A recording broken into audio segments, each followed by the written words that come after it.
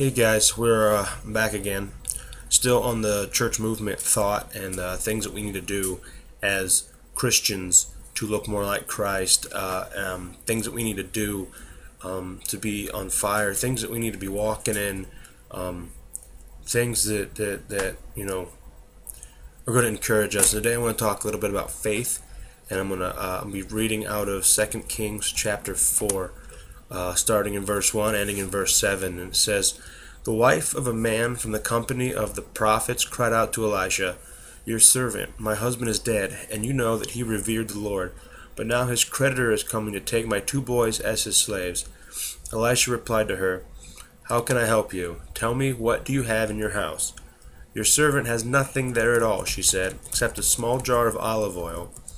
Elisha said, 'Go around and ask all your neighbors for empty jars. Don't ask for just a few. Then go inside and shut the door behind you and your sons. Pour oil into all the jars, and as each is filled, put it to one side.' She left him and shut the door behind her and her sons.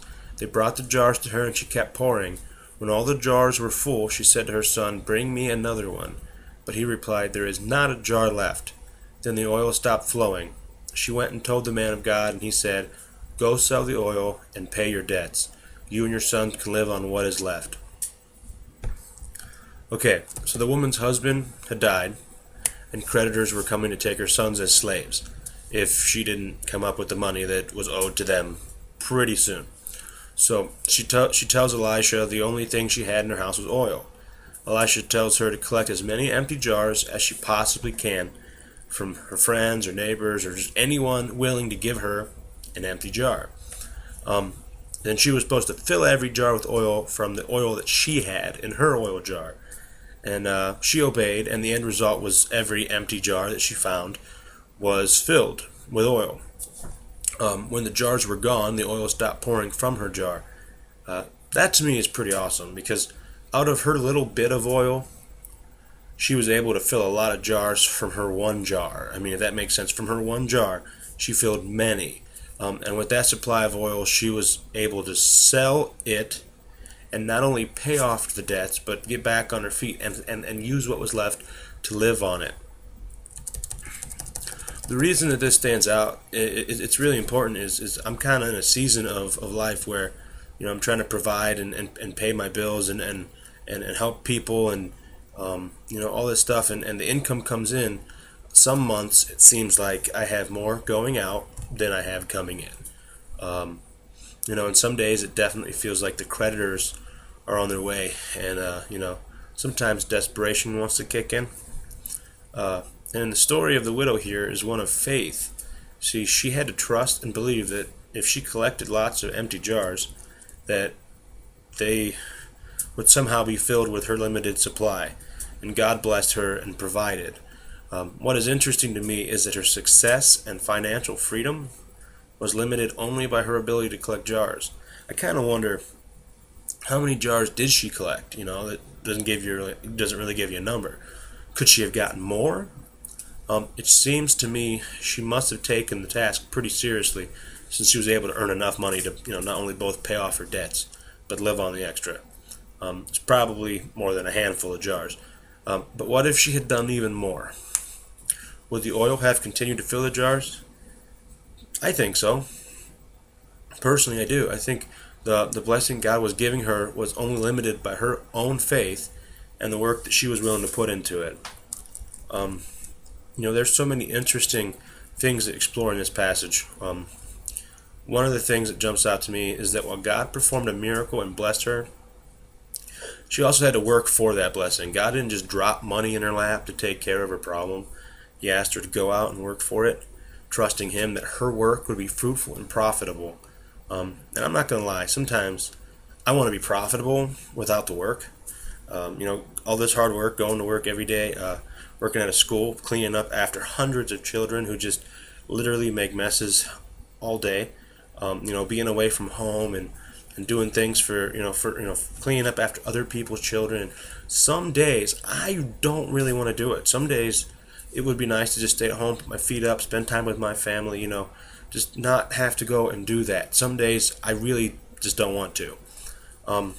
And it's those days that I sometimes just want God to like magically provide for me. It'd be nice to just win the lottery or inherit some big inheritance or something along those lines. Just everybody has that daydream where it's like, what if I just came into a large sum of money right now?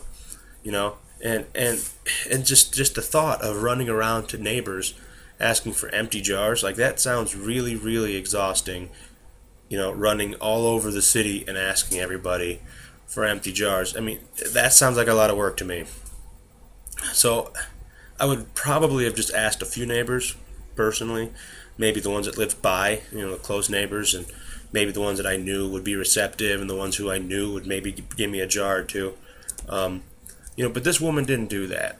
She and her sons went to everyone and collected so many jars, and she filled them with so much oil that not only was she able to solve um, her immediately the problem that was immediately coming at her of the creditors needing paid off, but she also had enough left over, and that's really interesting to find out. Because a lot of times when we get to a place where we have nothing, and this widow straight up said, to Elisha, all I have is this little bit of oil. And when you get to the place where you have nothing at all, in your desperation, look and see the little bit of oil that you do have, and not all the rest of the empty jug and all the stuff you don't have. Look to see the little things that you do have. Um, it may be like a financial need or a grace to handle a difficult situation or person, or the courage to try something new or a new part of your life that you're unsure about or you're confused about. But do not major on your inadequacy or what you're lacking. Don't bind yourself with the promises of I can't, it's impossible, or I'll never be able to. You have to be like more positive, and you definitely have to look at what you do have over what you don't have, because if you only look at the problems, you're not gonna focus on what the Lord's doing through your need. You're only going to look at the fact that you have a need. Look beyond your problem. Look at the bigger picture here. Look beyond your issue. And so don't focus on what you don't have. Don't focus on what you're lacking. Focus on the things that you do have. And we need to look into the face of God. We need to listen for His voice, and we need to follow His instruction. Um, you know, Sometimes we look at all these issues and we forget to take them to Him. Forget to look at all these things. Forget to go in the Word of God and figure out what it tells us to do during these situations. But whatever He says to do about whatever the situation is, do it quickly and do it thoroughly. We need to gather as many empty jars as we can. As He says, and we need to present the vessels to Him. And the widow poured oil into each one until it was full. Keep doing what God's telling you to do. Keep doing whatever it is God says.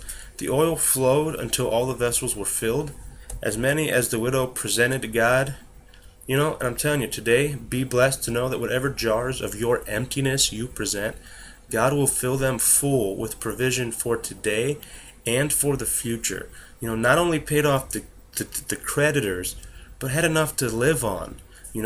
So God's going to fill your empty jars, or your jars of emptiness, full with provision for today and for your future. And I just want you to remember that. I want you to have faith in what God has done, what He is doing, and what He's going to do. He's not going to leave you. He's not going to forsake you.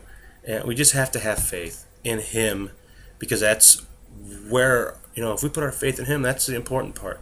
You put your faith in a little bit of oil, it's going to run out every time. You put your faith in God, put your faith in the Lord, the one who can actually do something in your situation, and He's going to fill up your jars of emptiness to the full, and your cup's going to run over. And so I just want to encourage you to have faith today in the Lord, no matter what the circumstances right now. I want to leave you with Hebrews 11:1. It says, "Now faith is confidence in what we hope for and assurance about what we do not see."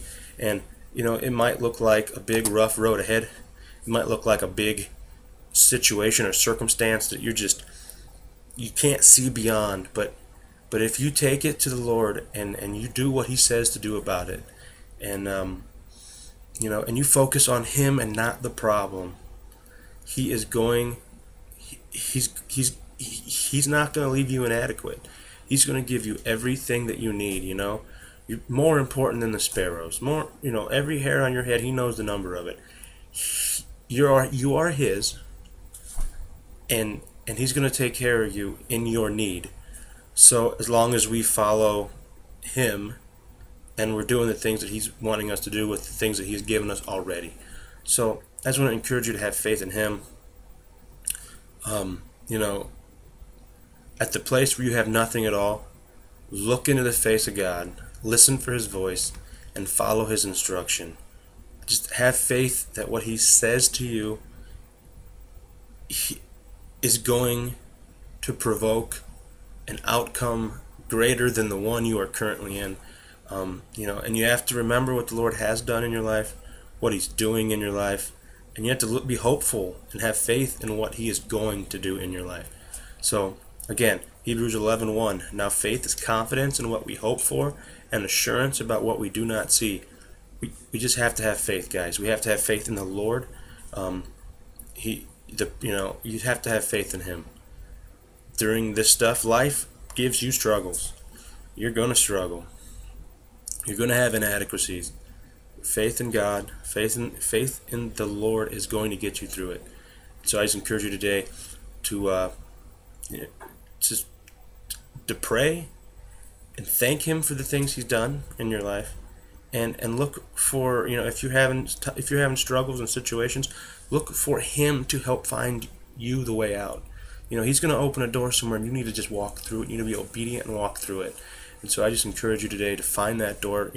Have a little talk with Jesus, figure out where that door is, and just walk through it.